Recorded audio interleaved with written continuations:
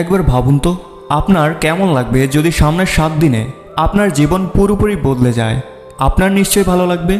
আপনি আরও বেশি কনফিডেন্স এবং পাওয়ারফুল অনুভব করবেন। এরকমই অনুভব করবেন এই ভিডিওটি দেখার পর, কারণ সামনের কয়েক মিনিটে আমি আপনাকে এমন 5টি মোস্ট পাওয়ারফুল কথা বলবো, যেটা শুধু 7 দিন ফলো করলে সবচেয়ে দুর্বল মানুষ এবং কম ফোকাসের মানুষও 100% গ্যারান্টি নিজেকে এবং নিজের লাইফকে পুরোপুরি বদলাতে পারবে। আপনি এই 5টি কথা 7 দিন ফলো করার পর এই ভিডিওটি আবার এসে দেখবেন এবং আপনি নিজেই আমাদের ধন্যবাদ লিখে যাবেন। ব্যাস, সামনের 8 থেকে 9 মিনিট আপনার ফোকাসকে ধরে রাখুন। এই ভিডিওতে নিজের 100% ফোকাস রাখার চ্যালেঞ্জ নিন, কেননা এই ভিডিওর সামনের 8 থেকে 9 মিনিট আপনার জীবনের 70 বছর কাজে আসবে। কেননা আমরা গ্যারান্টি নিচ্ছি সামনের 7 দিনে আপনি আপনার জীবনের অনেক পরিবর্তন দেখবেন। কারণ আমি জানি ওই সময় খুব খারাপ লাগে, যখন আমরা অনেক কিছু করতে তো চাই কিন্তু সঠিক রাস্তা খুঁজে পাই না, আর চাইলেও আমরা কিছু করতে পারি না। প্রতিদিন নিজের কাছে এবং নিজের অভ্যাসের কাছে হেরে যাওয়া, 100% ফোকাস, কনফিডেন্স এবং সেলফ কন্ট্রোল না থাকা, মানুষের কাছে গুরুত্ব না পাওয়া, নিজের কাছে নিজের প্রতি রেসপেক্ট না থাকা, আর এতটা পাওয়ারফুল না হওয়া যে আমরা যা ভাবি তা করতে পারি না। কোনো ব্যাপার না, যেটা এতদিন হয়নি সেটা এখন হবে। শুধুমাত্র এই 5টি বিষয় আপনাকে 7 দিন ধরে ফলো করতে হবে, যেটার প্রথম স্টেপ হলো step 1, phone off, screen off and mood on. এই একটি মাত্র কাজ করুন, তাহলে ভিডিওর সামনের বাকি 4টি কাজ অটোমেটিক সহজ হয়ে যাবে। সকালে উঠেই প্রথমে যে জিনিসটি আপনার হাতে থাকে সেটা হলো আপনার ফোন। রাতে ঘুমানোর সময় সবার শেষে যে জিনিসটি আপনার হাতে থাকে সেটি হলো আপনার ফোন। আপনি হয়তো এখন টের পাচ্ছেন না, কিন্তু আপনার এই ফোন আপনার জীবনের সবচেয়ে বড় বাধা হয়ে আছে। কি বিশ্বাস হচ্ছে না? তাহলে আপনার ফোনের সেটিংসে আপনার অ্যাভারেজ স্ক্রিন টাইম চেক করুন, মানে প্রতিদিন আপনি কত সময় ফোনের মধ্যে কাটান। যদি এটি 2-3 ঘন্টার বেশি হয় তাহলে আপনি অনেক বড় সমস্যায় আছেন। দিনের অর্ধেক সময় শুধু একটা স্ক্রিনের মধ্যে কাটিয়ে দেন। এটাই মূল কারণ আপনি 15 মিনিটের বেশি কোনো জিনিসে ফোকাস দিতে পারেন না। এই একই কারণেই এই ভিডিওটি মাত্র শুরু হয়েছে, কিন্তু আপনার ভিডিওটি ছেড়ে চলে যেতে ইচ্ছে করছে, অথবা অন্য কোনো ভিডিও দেখার কথা ভাবছেন।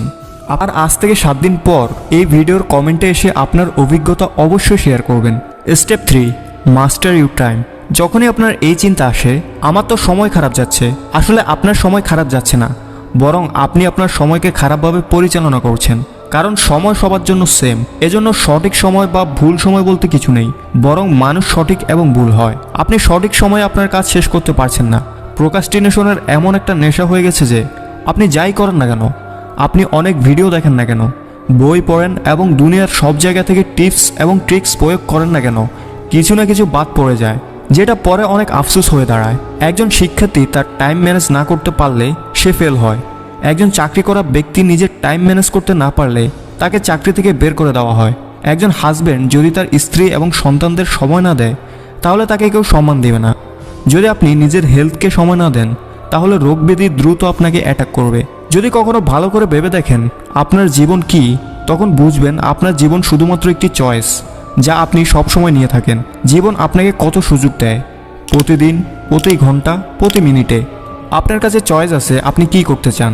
আপনি কি সেটা করেন যেটা করা আপনার জন্য প্রয়োজন এবং সঠিক, নাকি সেটা করেন যেটা আপনি করতে চান এবং যেটা থেকে সাময়িক সময় আনন্দ পাওয়া যায়?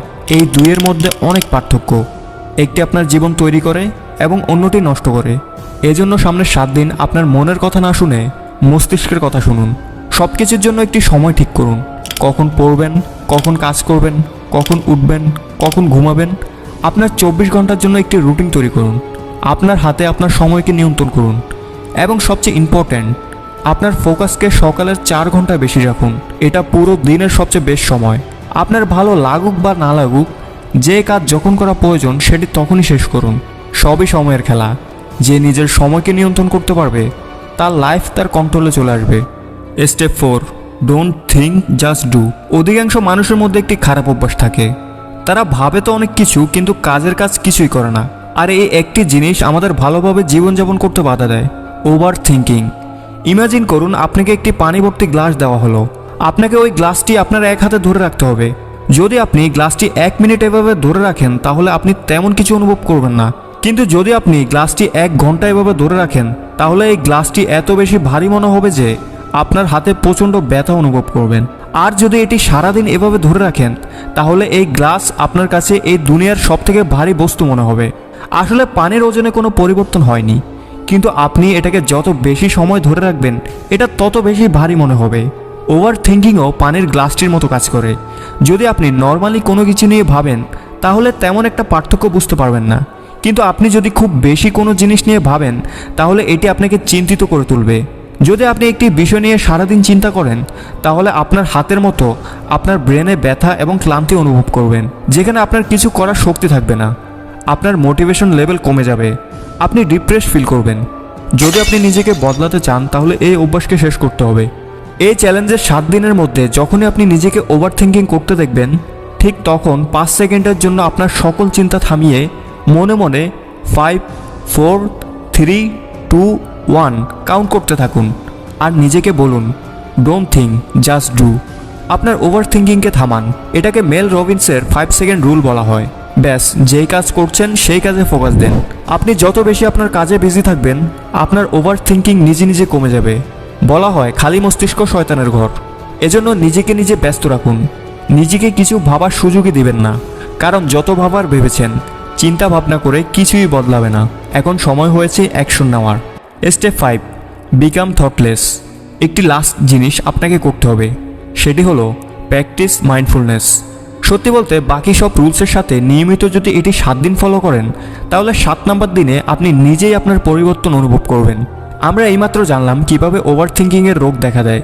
নিজেকে বিজি রেখে আমরা ওভার থিঙ্কিংকে অ্যাভয়েড করতে পারবো, কিন্তু মাইন্ডফুলনেস এই ওভার থিঙ্কিং রোগের পার্মানেন্ট ওষুধ, যেটাকে আপনি যদি মাস্টার করেন তাহলে আপনি মেন্টালি এতটা শক্তিশালী হয়ে যাবেন যে আপনার কাছে কোনো কিছুই কঠিন লাগবে না। এটা কোনো মন করা কথা নয়।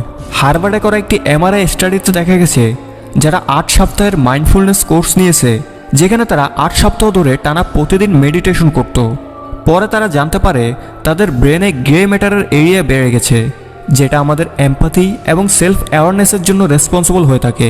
সেই সাথে আমাদের ব্রেনের যে এরিয়া স্ট্রেস আর নেগেটিভিটির জন্য রেসপন্সিবল হয় সেটার সাইজও কমে যায়। এতটা পাওয়ারফুল হয় এই মাইন্ডফুলনেস, তাই এটি অবশ্যই প্র্যাকটিস করবেন। তো আজকের ভিডিও এই পর্যন্তই। কারা কারা এই চ্যালেঞ্জটি গ্রহণ করছেন তারা কমেন্টে অবশ্যই জানাবেন। আর 7 দিন পরে এসে